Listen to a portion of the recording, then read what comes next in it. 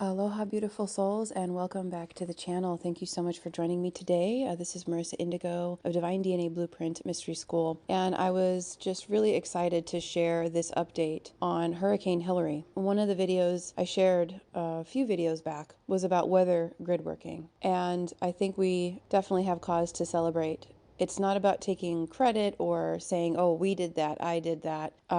It's more about celebrating the people coming together and the power of prayer and focused intent. And like I was sharing in the video about grid working with the weather and communicating with the elementals and with the land. When we communicate directly with the elementals and invite their free, sovereign expression in their own natural, organic role that they fulfill, it can be a very powerful outcome in a positive way for everyone. It was incredible. I mean, we had people all over the planet gathering together, these beautiful groups of souls just holding space and praying. And one of my dear mentors was in a prayer circle while the earthquake actually happened, and they were just holding space, and guidance just said to surf on through it. Don't get into the drama, just be present. And it was just really so heartwarming to hear these stories of people coming together, and that's what I'm celebrating today. That's what I invite you all to celebrate, is the power of love, the power of the people.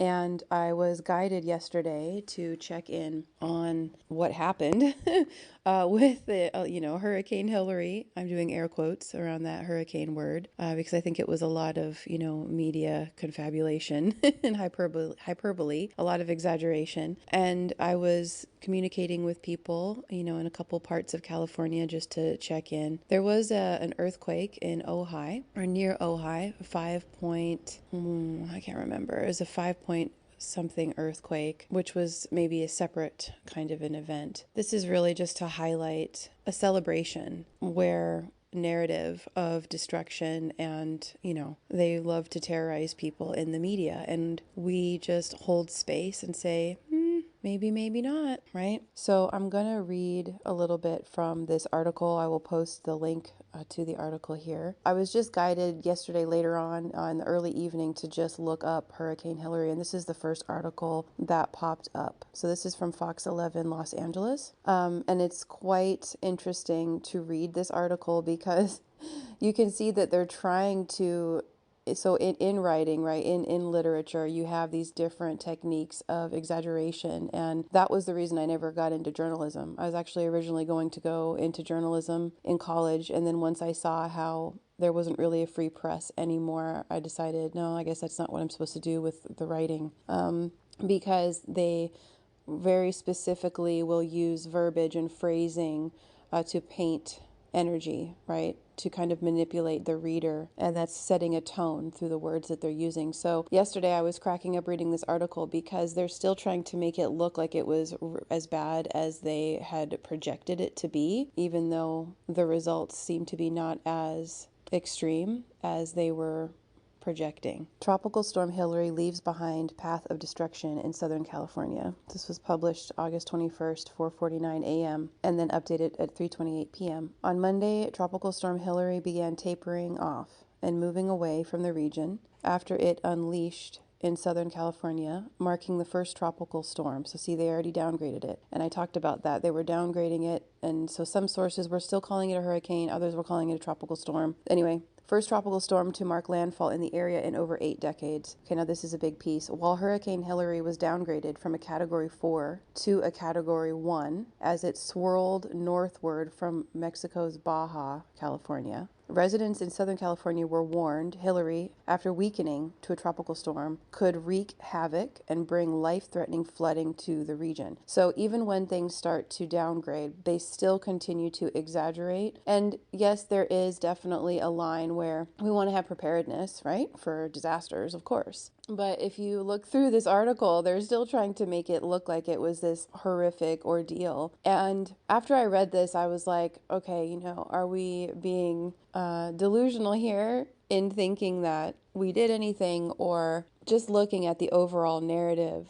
And if we look at just the facts alone, which I'm going to read to you, you'll see how much they projected into the destruction of this, how much the various institutions overcompensated and invested in ground crew and all of this. And it wasn't necessary. It's truly miraculous, I feel. Okay, so here's this quote. In a press conference Monday morning, Los Angeles Mayor Karen Bass, I don't know, thanked Angelinos for paying attention, staying home, and staying informed.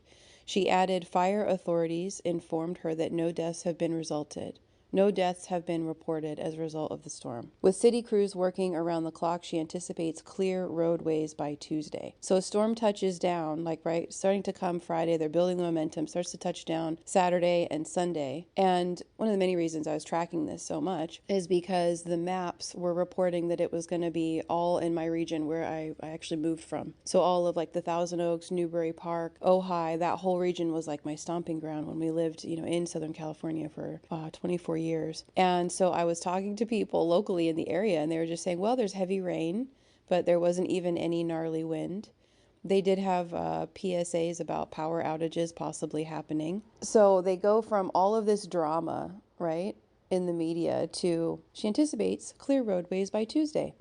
Now here's someone else. Some will say we dodged a weather bullet, said Los Angeles Unified School District Superintendent Robert Carvalho. I say we dodged a weather bomb with some degree of unpredictability, not knowing where it would occur or when across our large school system that spans 700 square miles. LA Unified decided to shut down schools on Monday just in case, right? So now they're saying he expects the district to resume a regular school district Tuesday. So now we're going to go back in time to Friday. On Friday, the National Weather Service issued its first ever tropical storm watch as monsoonal moisture surged into the area over the weekend. By Sunday, Southland communities saw a range of heavy downpours, flash flooding, and gusty winds. The torrential rainfall triggered school and road closures as some residents were hit by power outages. The storm dropped more than 6 inches of rain on parts of Los Angeles County and more than 3 inches of rain on parts of Ventura County. So Ventura County is my old stomping grounds. The Governor Gavin Newsom, declared a state of emergency on Sunday for most of Southern California to support faster recovery and response efforts. Here are the stats of how much destruction they invested in, which never happened. And I say hallelujah to that. I say this is fantastic, and I'm so proud of everyone.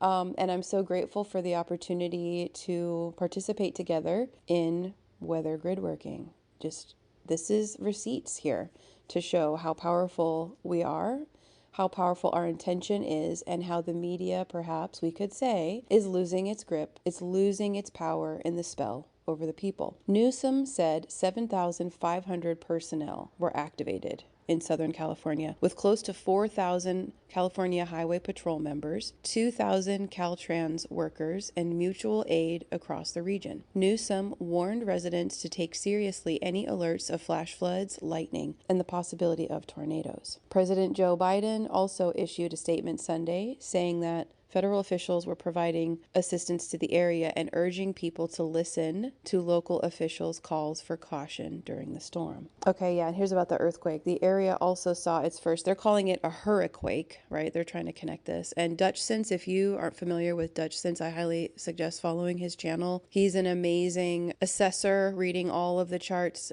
He looks at a lot of the geological activity, and so he is always supporting us to see storms. So if you're really feeling passionate about this weather gridworking, which I'm sure you've already been doing, a lot of us have just already been doing this, right? Just praying and holding space and praying for a positive outcome, right? Versus like mass destruction and trauma continuing, right? Dutch Sense, I will link his channel here. He is amazing, amazing, amazing. Global watch. He predicts when a lot of things are happening, earthquakes, volcanoes, different storms. He ties together weather systems. He is a genius. He is amazing. I really appreciate him, and his body of work is truly phenomenal and very supportive for the light workers, weather watchers. Okay, so now as we continue to scroll down through the article, there were a lot of road closures, right? And road hazards. And there were some flooding in the various roads here. There were some mudslides, so you can look and see, But what's really fascinating here is that it's almost like a lot of the heavy flooding went to the deserts. So there was a lot of flooding in the Palm Desert area. Also the Pear Blossom Highway, that's one of the back ways you can take to drive to Vegas, to drive to Nevada. So I thought, okay, this is really interesting. I've skimmed this whole article last night, and I was just overcome with awe and gratitude because it looks like if we compare the narrative of what they were describing this to be, the preparedness that they, rightly so put into place to support people in the wake of such, alleged natural disaster, it looks like for the most part, the land and the state received all the benefit of a good drench of water and really not a lot of destruction. There were no deaths so far, right, that they're saying. And it looks like the deserts were flooded. Now, I don't know about you, but when I saw that, when I read that, I was just in awe, really, because deserts are some of the most fertile environments that we have, right? They just haven't received a lot of watering. So not only did this storm really not produce a great deal of destruction as was forecasted, right? They were wrong. They were wrong about all of it. It's nourishing the deserts. And I think that is very exciting. I think that's very positive for the land to receive all of this water. I think it's going to be very interesting to watch the fertility return, the restoration. So you see how when we work with the elementals and ask for the highest outcome for all involved and just allow the miracle realms to open and to work through, allow that higher energy to come in and work with nature as is its usual way versus anything nefarious, watch what happens. So I do think it's truly miraculous that the deserts are getting flooded with water. And I think it's going to be a very beautiful spring next year. It's quite astounding. So, keep your eyes on that. I'm going to continue to be watching the storm going into Nevada. I didn't hear a whole lot about it, but I was kind of concentrating, first things first on California because of all the brouhaha and all of the drama, right, that was going into it. So I just wanted to update. I feel like this is a major victory of the light and a cause for celebration. Oh, and so much gratitude. So thank you for listening. Thank you to anybody who is participating in prayers and positivity and holding space, communicating with Gaia, expressing our love and gratitude for the elementals, and really just putting out that counterbalancing energy, injecting that into the collectives that the elementals have free reign over their lives.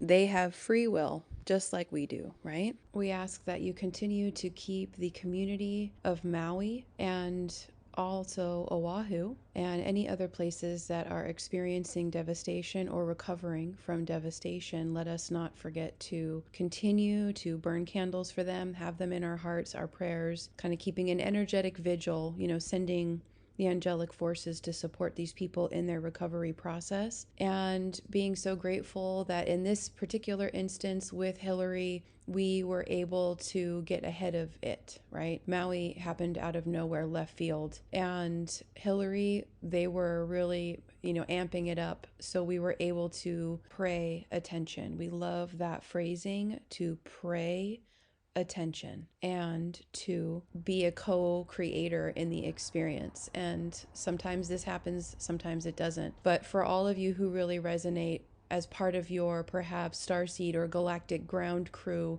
contribution in Weather Gridworking, I offer my sincerest gratitude and celebration and joy. And this is definitely an opportunity for us to be so grateful and also not to rest on our laurels too much, right? Because we're not done yet, right? But to end on a high note, I just want to thank everyone and just give so much gratitude for the power of our hearts and the power of love, no matter what.